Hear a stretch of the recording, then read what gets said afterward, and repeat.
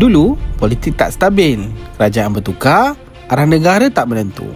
Rakyat penat, pelabur ragu-ragu. Masa depan pula kelihatan suram. Untuk pertama kalinya selepas bertahun-tahun, negara mula kembali ada arah. 3 teras reformasi, 1 matlamat.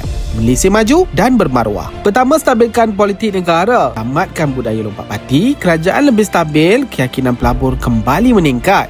Politik kurang huru-hara. Yang kedua pula, reformasi ekonomi bermula.